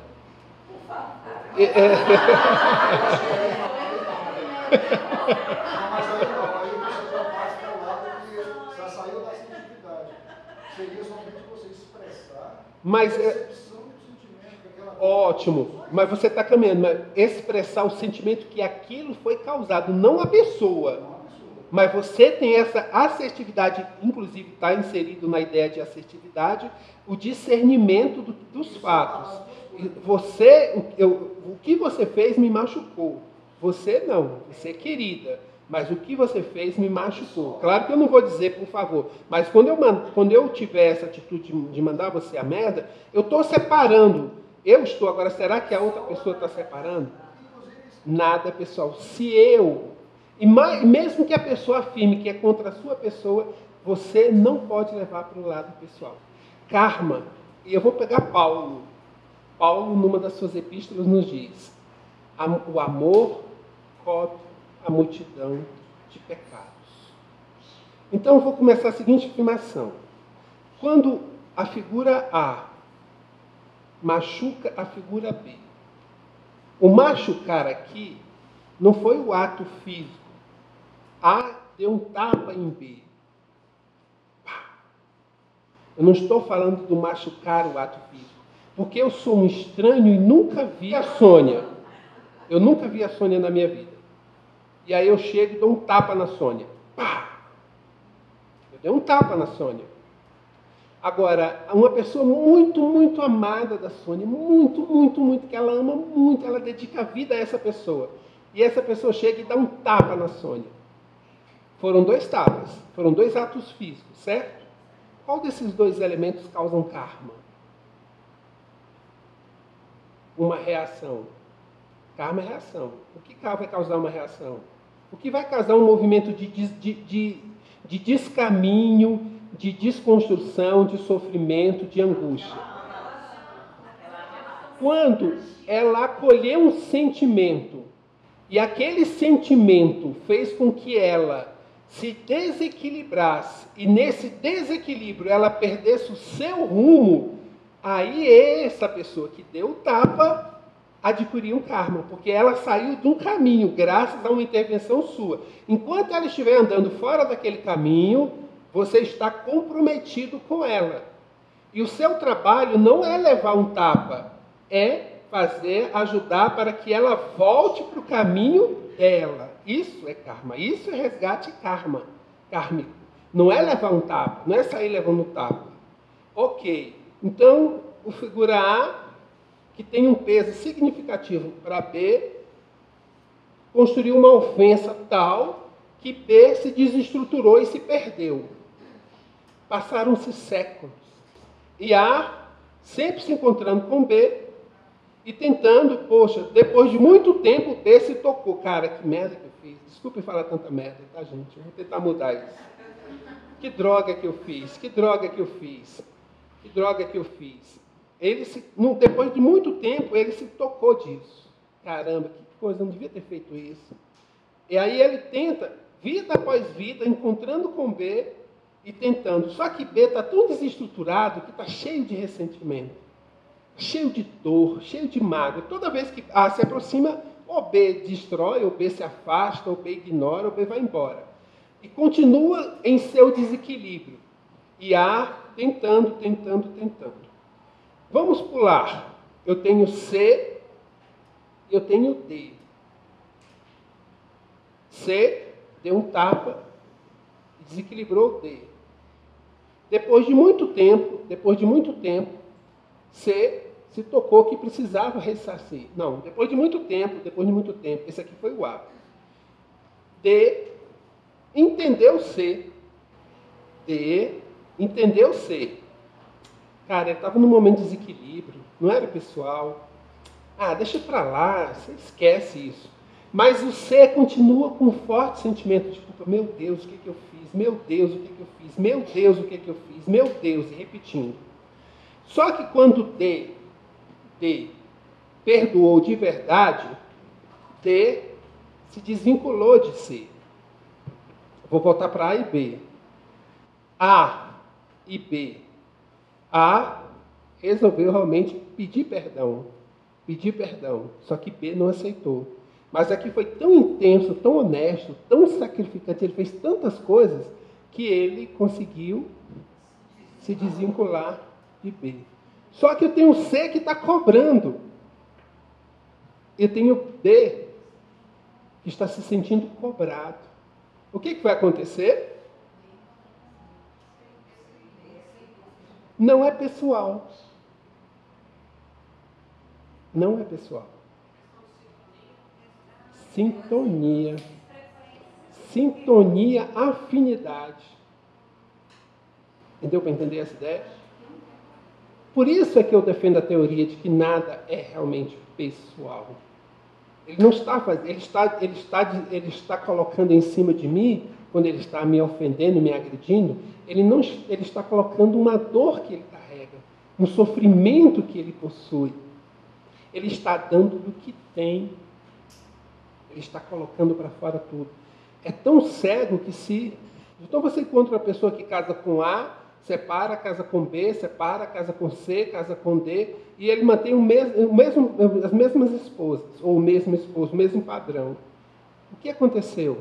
Ele tem um padrão que vai atrair padrões que lhe são afins. Então, o grande desafio é eu, diante da agressão, do cara que fecha no trânsito, do cara que entra depois da curva, o cara que me passa... É eu ter esse movimento de, talvez, indulgência, talvez não dar atenção, ou colocar meu foco em outra coisa. Não sei se seria relevar ou perdoar. Eu diria nem considerar, nem perceber. E a partir do momento em que você reage, que você absorve, que você responde, não o que você quiser, quando o elemento chega em você, vê a pancada, seja lá qual for, que você absorveu, começa um movimento de desequilíbrio em você. Esse movimento de desequilíbrio vai afetar a sua energia vital. Isso aqui não tem a ver com consciência, de você ser uma pessoa boa, porque a pessoa é boa, é consciente, é lúcida, só que naquele momento ela estava chateada. Naquele momento ela estava nervosa, naquele momento. E ela desequilibrou-se e rodou a baiana naquele momento. Passou o processo, passou mesmo. Só que a energia ficou lá, não foi eliminada. Não foi, ela vai ficar lá. Ela vai ficar lá e ela só pode ser eliminada pelo corpo físico. Já devem ter ouvido falar, André Luiz fala bastante sobre isso. O corpo é um mata-borrão. O mata-borrão. Você não sabe o que é mata-borrão. Você é muito jovem. Se alguém souber o que é mata-borrão, vai entregar a sua idade. Mata-borrão. E ficava passando assim, ó. Aí ele chupava o borrão. Ele chupava o borrão. Ele tirava o borrão do papel. Entende? Eu falei, vai ser difícil para você, Mariana, entender isso, captar isso. Datilografia, essas coisas. Ok, vamos lá. Vamos continuar. O corpo é um mata-borrão. Se você tem algum desequilíbrio nas suas emoções, nos seus sentimentos, na sua alma, enquanto tiver esse desequilíbrio, você vai ter que estar encarnando. Porque você não elimina isso no plano entre vidas, no plano astral. O máximo que acontece lá é um movimento de despertar de consciência. Mas eu estou lúcido, cara, eu entendi tudo, mas eu estou carregado. Estou cheio de energia deletéria no meu campo vibratório, no meu duplo etéreo. Está tudo aqui, no meu campo mental, no meu campo emocional. Está tudo aqui, essa energia de todos os males que eu já fiz. Hoje eu me toquei, caramba, eu errei feio, tenho que me corrigir. Aí eu volto no corpo detonado, eu volto numa situação cheia de... Para que o corpo está fazendo o quê? Está exonerando, está limpando, está jogando para fora. Quando você usa a homeopatia, aquela energia que foi desequilibrada, ela é eliminada pela energia vital. Aí vem as exonerações. Mas isso aqui, repito, não é doença. Fazer xixi em excesso não é doença. Vomitar não é doença. Fluxo menstrual intenso não é doença. Caspa, seborréia não é doença. Isso não é doença. Lágrimas, chorar não é doença. Para de chorar, que besteira, já deu, para de chorar. Enquanto a pessoa tem lágrima, deixa chorar. Ela está jogando, está jogando. Se você corta a saída, aquela energia deletéria vai ficar lá, Qual é a próxima saída? Vamos ter que arranjar alguma coisa. A gente vai ver os níveis de defesa. Então, quando eu uso a homeopatia, essa energia que foi movimentada, ela é atingida e aí o corpo ajuda. Por que vai piorar? Respondendo a pergunta que foi feita.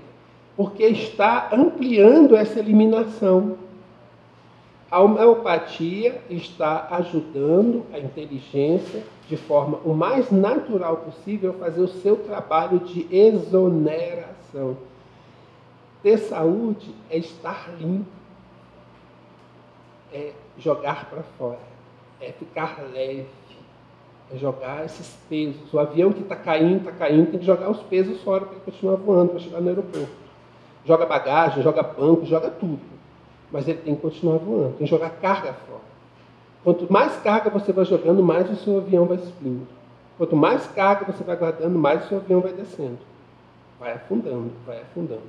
Só que a homeopatia, a alopatia, a fitoterapia, floral de Bach, qualquer outra das 160 tantas medicinas que existem no planeta, nenhuma delas alcança a consciência. Aí tem uma frase que nós dizemos: só um espinho tira outro espinho. Só uma alma toca outra alma. Olha o que eu falo. Só uma alma toca outra alma. Você, num processo terapêutico, você pode tocar a outra alma, mas a mudança da correção do rumo é dela. Se ela quiser, se ela der conta, se ela puder ou não. Mas você não entra para fazer o papel da mudança na vida da pessoa. Você toca a pessoa de tal forma que, cara, é isso.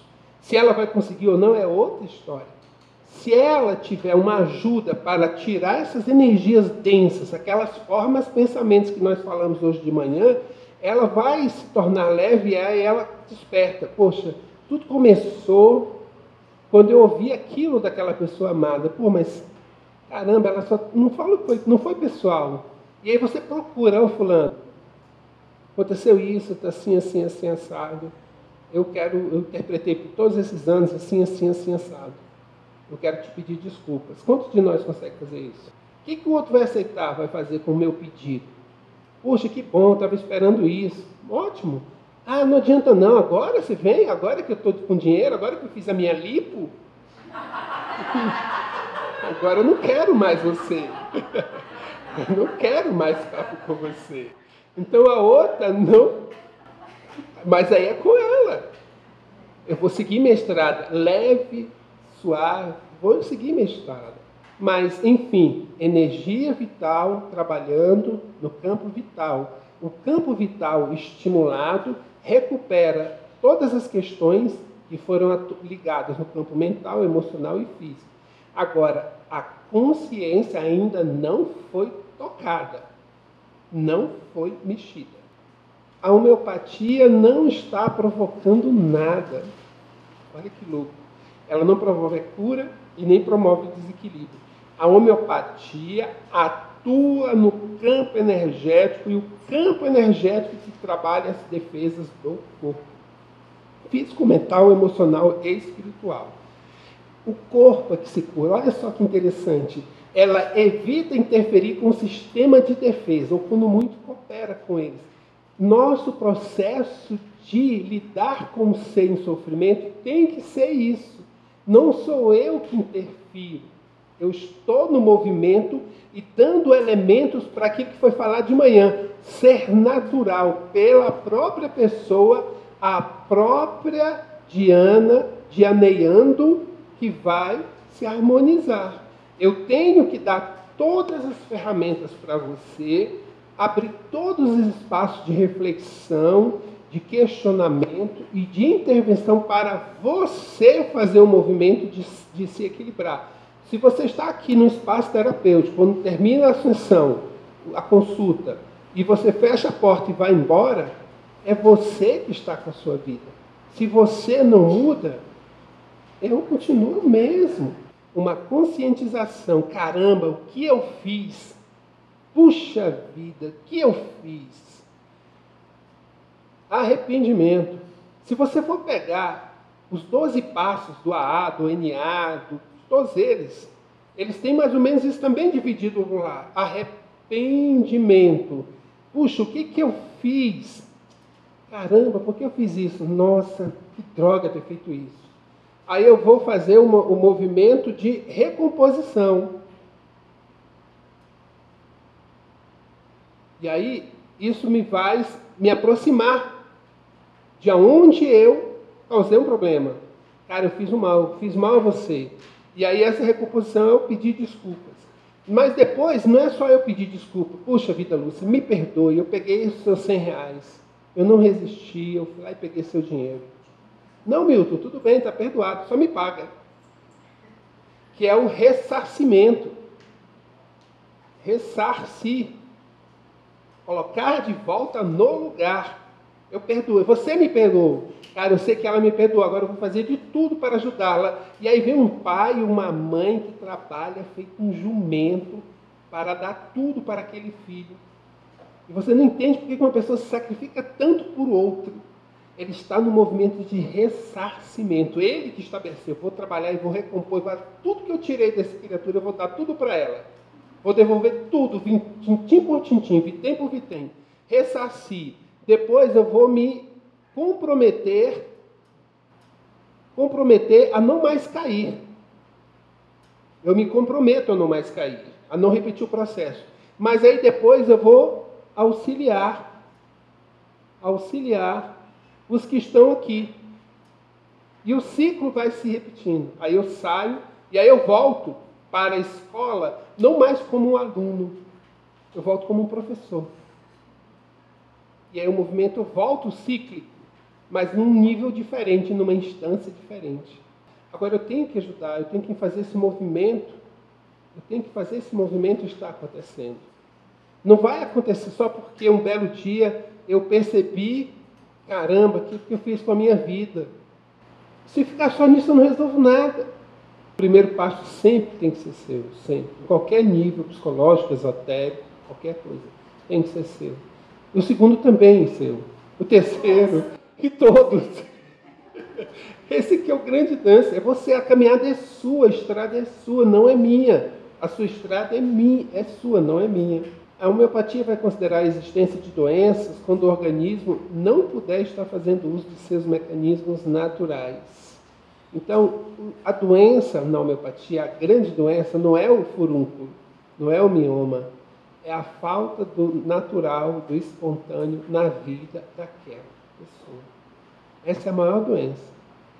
Nós não somos naturais. O que é ser natural?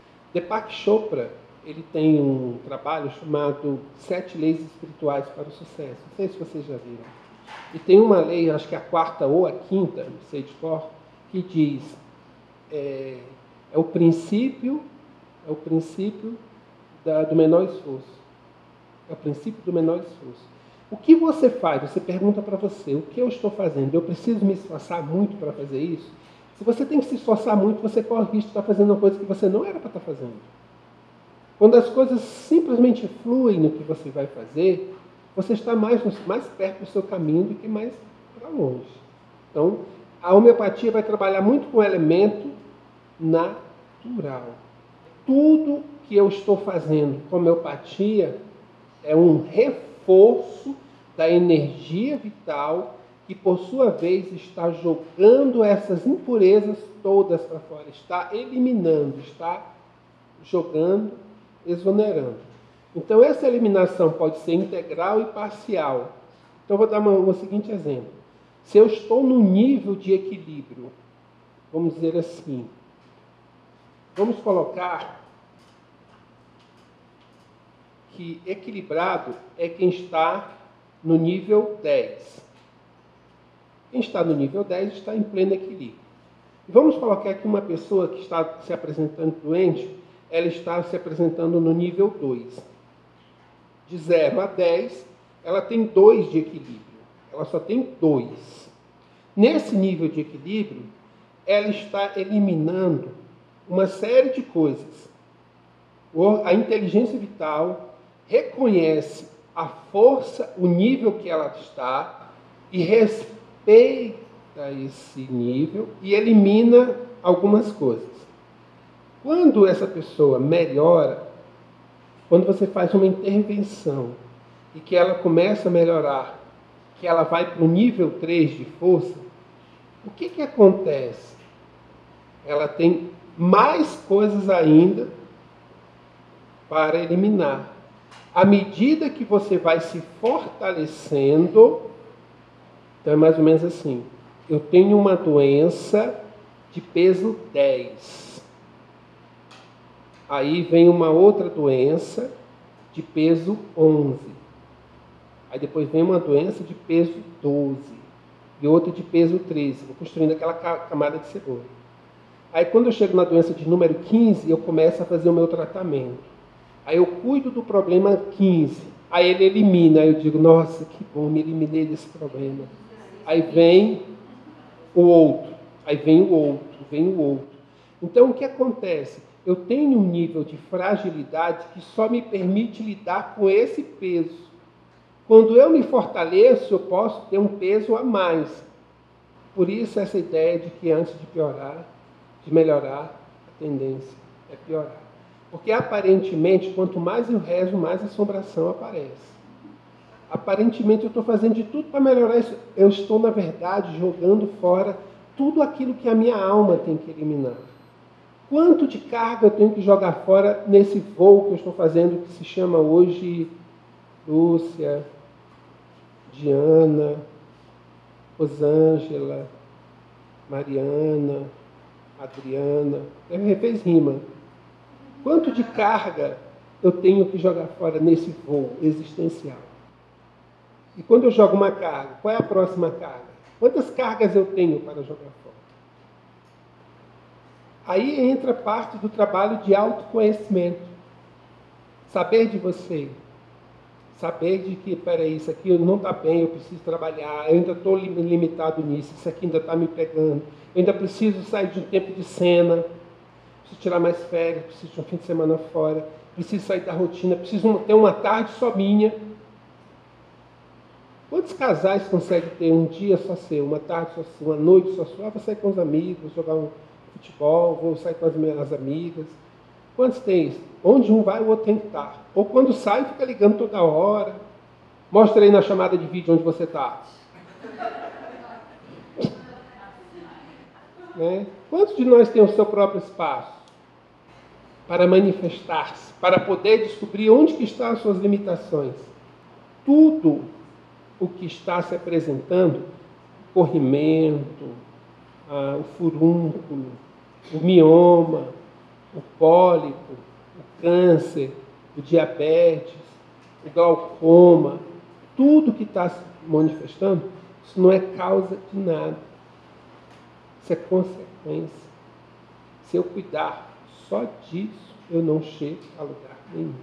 Eu elimino uma porta de abertura para aquela eliminação, mas a minha inteligência vai procurar outra.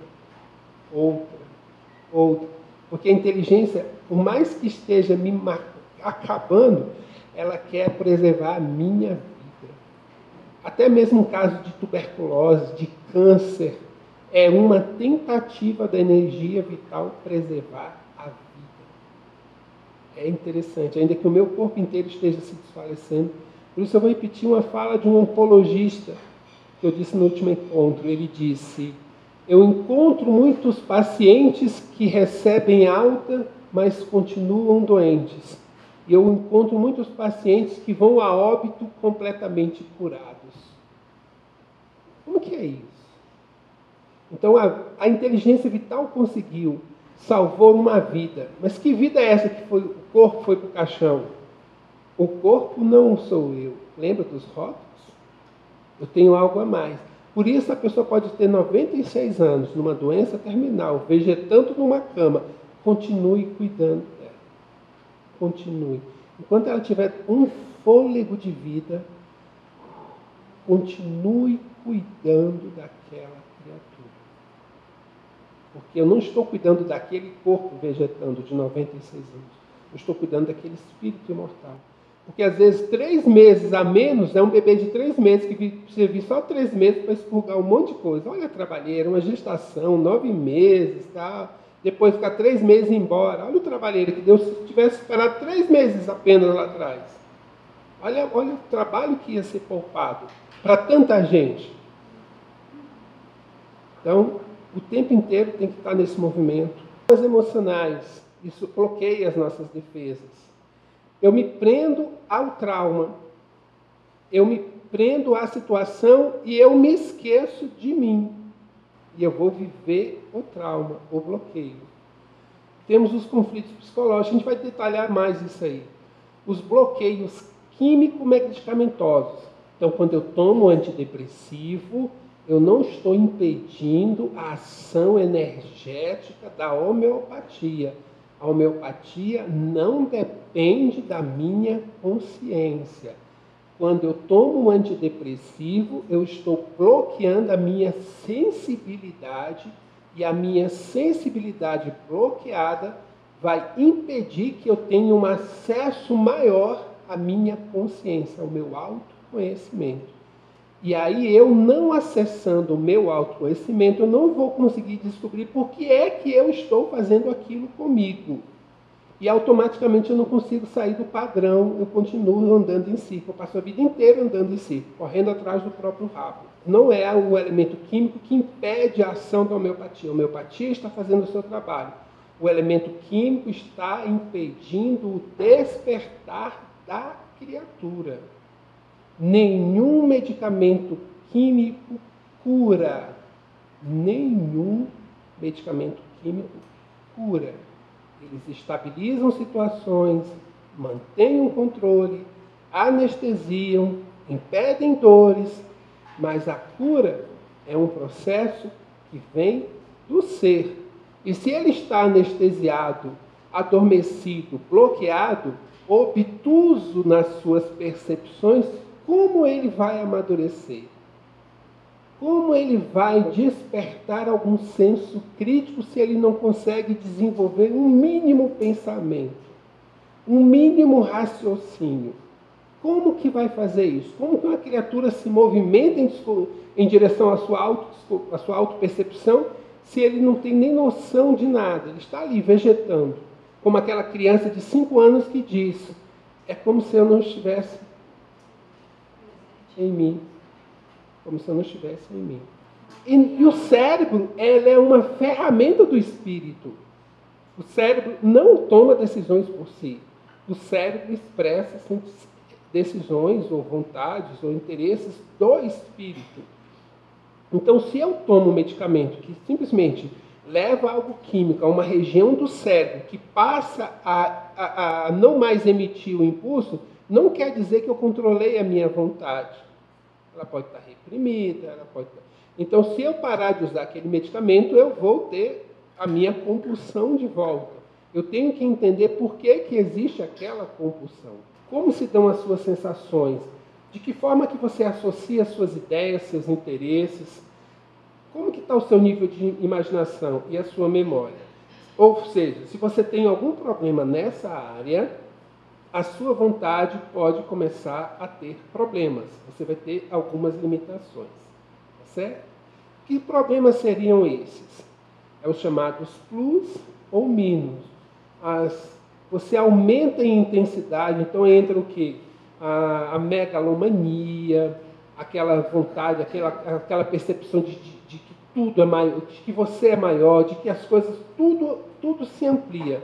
E a minusvalia, você vale menos, você é feio, você não é burro, você não consegue. Então, quando a sua vontade é afetada, quando você tem algum problema nessas áreas, a sua vontade é afetada e a partir daí você passa a ter essa vontade exagerada, as compulsões, as carências, ou essa sua vontade passa a sumir, você não tem a vontade, as depressões. Essa nossa vontade, a vontade que você exerce em seu cotidiano, é a primeira coisa que eu quero que vocês questionem e que vocês reflitam. O que você faz? O que movimenta você? Exatamente por quê? Aquilo que está por trás dos seus interesses. Por que você tem os interesses que você tem? É consciente o porquê de cada um deles? Ou da maioria, pelo menos?